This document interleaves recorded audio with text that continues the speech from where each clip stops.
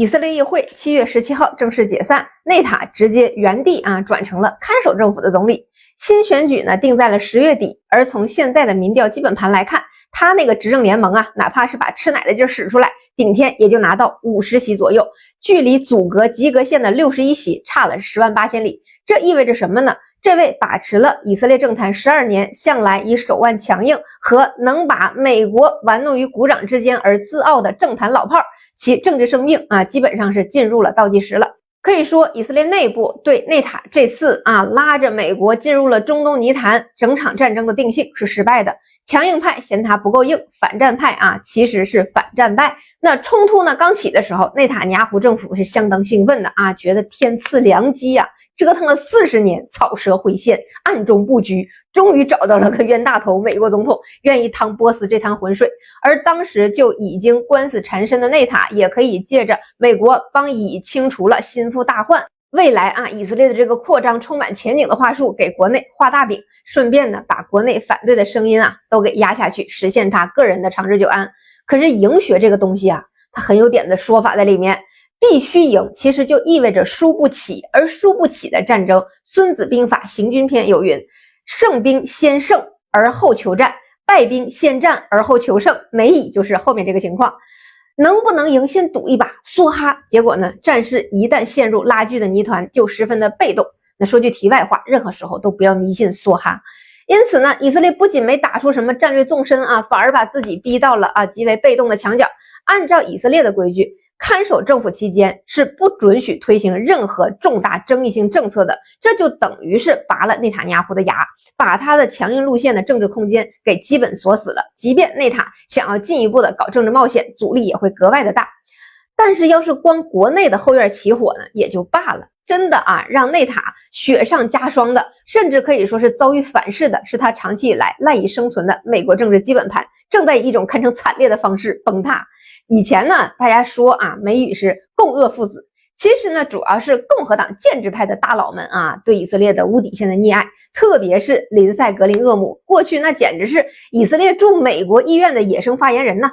那是以色列连开7条战线最坚定的支持者和鼓吹者，结果呢恰逢其时的挂了现在你再看内塔当时一把鼻涕一把泪的在那儿哭屋漏偏逢连夜雨，众叛亲离之际结果拿到了亲子鉴定的结果。格林厄姆这么一走，小以这边跟美国共和党的这个亲子关系他一下子就存疑了那再看看眼线男孩万斯最近贴脸输出，就很有定死比比的政治生涯的棺材板的意味了，基本上是彻头彻尾的公开羞辱。上期视频我还说7月以来万斯火力很猛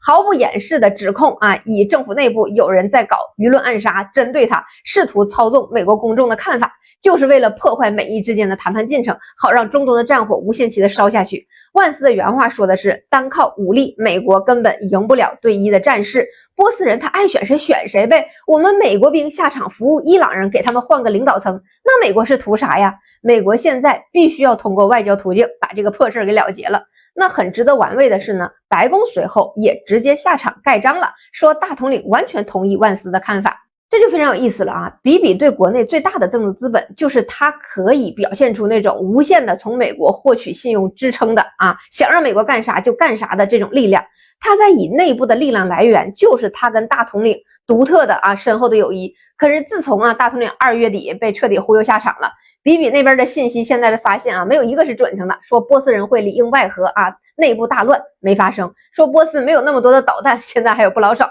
说3下5除2就能取得重大的胜利现在完全就是个笑话。大统领团队现在满脑子想的都是今年年底的中期选举，美国国内经济需要稳定，而不是替一个远在中东的代理人去买无穷无尽的单。现在把一度非常边缘的万斯推到台前，实际上就是白宫在给比比的政治信用抽贷。大统领最近又在放狠话很多人还在关注，说是不是要进一步扩大战事，大打特打。我持相反的意见大统领每次在那种史诗级的 taco 之前的前摇，除了开门放万斯，再就是放决战预告，倒计时了一次又一次，最后迎来的都是大 taco。那这个仗也很简单与其被内塔拖进深渊，不如赶紧切割。那华盛顿邮报和易普索集团联合进行的最新民调显示呢，特朗普现在的总体支持率是37%，不支持率在严重走高，达到了61%，其中强烈支持特朗普的这个比例降到了新低15%，低于2月开战的时候的19%。这个数据非常关键，说明特朗普现在的铁盘都在发生结构性的巨大的流失。那他为了自身的政治利益啊，大统领是绝对有冲动，赶紧把美国从中东的泥潭里抽身出来的。而曾经以色列控制的政治行动委员会作为操控美国选举中无处不在的这个触手，现在也面临着被挨个截肢的局面。这次美以伊冲突的反噬效应在美国国内政治里最具戏剧性的一幕，其实就是美国的国会议员们居然开始成规模的拒绝 AIPAC 的钱了AIPAC 它跟 AI 没有关系。A 和 I 是美和以的首字母，全称是美以公共事务委员会，成立于1954年，总部位于华盛顿，是美国最具影响力、规模最大的亲以政治游说团体那它呢，通常被称为华盛顿最有效的游说机器和华盛顿隐形的权力中心。在过去的美国政坛AIPAC 是各方竞相拉拢的大金主但是 AIPAC 的钱也不是那么好拿的，拿了必须得办事儿。可是现在以色列的事儿它很难办于是从去年底开始马萨诸塞的这个众议员莫尔顿不仅宣布不要 AIPAC 的钱，还大张旗鼓的把之前拿到了3万多美元给退了回去，理由是以的强硬政策正在加剧冲突，不符合美国的长期利益。这就等于是在美国政坛开了个口子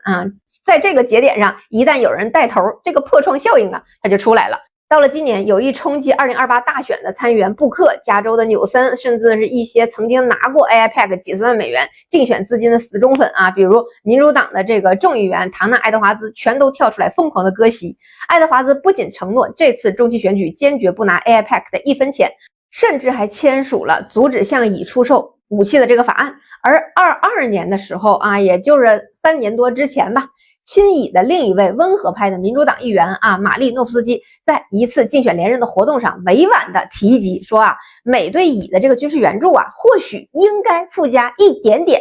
人权条件，其实就是对以在行动中针对平民的恶劣行径的一些基于人设的不支持的表态罢了。结果呢，当时 AIPAC 就大怒，直接砸了230万，全网抹黑玛丽，把他搞了个灰头土脸，一文不值。最后硬生生的把原本选举中领跑的他拉下了马，换了一个完全支持以色列的候选人。新议员一当选，立马表示无条件支持美对以的军事援助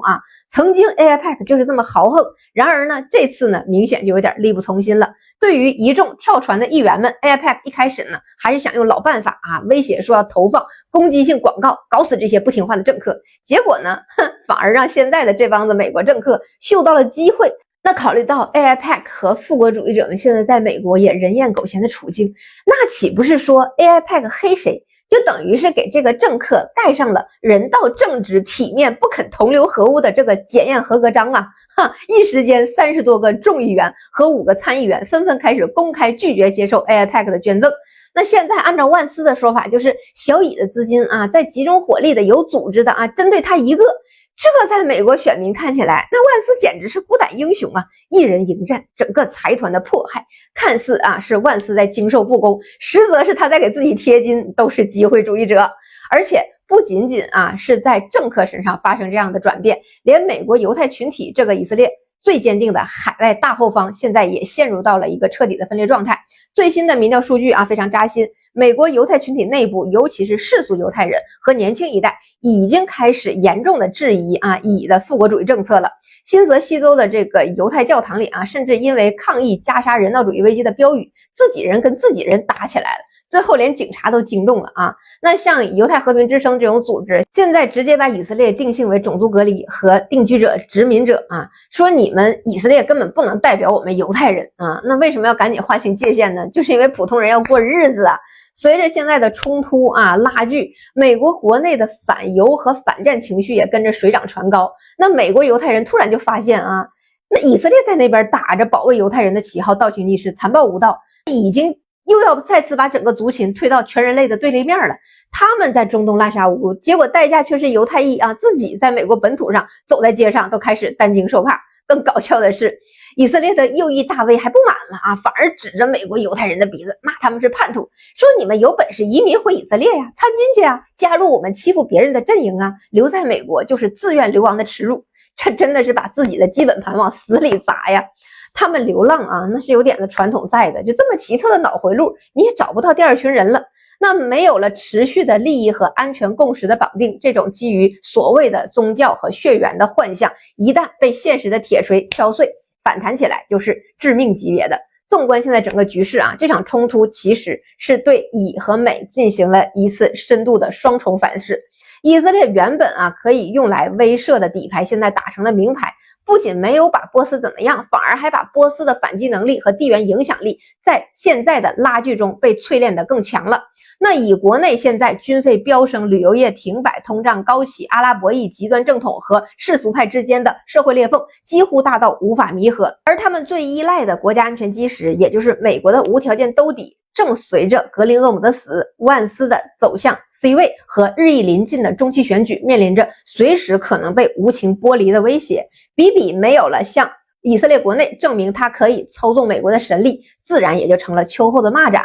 对于内塔而言，10月27号的议会选举将是他政治生涯的关键一战。如果他领导的联盟无法获得足够席位组建政府，而且他大概率达不到这个程度，那么他就不得不结束长达12年的执政生涯。而对于美国而言，这也是重构美以关系、论清楚到底是绳子牵狗还是狗拉绳子的机会。为了维护以色列，美国在中东维持的离岸平衡现在已经被彻底搞砸了。首先，海湾那帮阿拉伯国家现在更无法接受所谓的亚伯拉罕协议，也就是跟以色列的关系正常化。那美国苦心拉拢阿拉伯阵营的这个局面也就面临了分化。其次，也不会再有任何盟友敢把全部身家性命压在美国的安全承诺上。看看现在的阿联酋。最后，美伊现在 2.0 的阶段啊，美国无论嘴上喊的多么坚决，一会儿国会通过了一会儿要大打出手了。大家要明白，在第一阶段的时候，美军基地还是功能齐全的，2艘航母齐聚中东都没有完成的事情，现在美军基地损毁程度已经超过了 50%， 只剩下1艘还随时可能堵厕所的林肯号在阿拉伯外海上飘荡。全球在评估的不是美国什么时候赢，而是美国在本次战争之中会被透支多少战略资源，而美国鸣金收兵之日才是以色列真正考验的开始。你家大人都进 ICU 了，那收拾个小崽子还不是题中之意吗？大家呀，且瞧好戏吧。